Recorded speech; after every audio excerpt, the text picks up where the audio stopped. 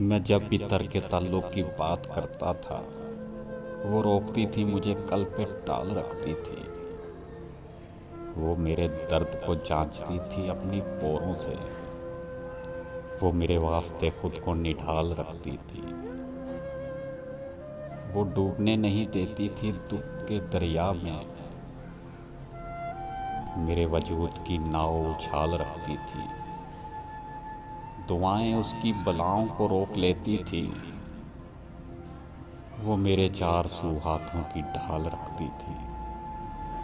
एक ऐसी धुन के नहीं फिर कभी मैंने सुनी। वो मुनफरद सा हंसी में कमाल रखती थी।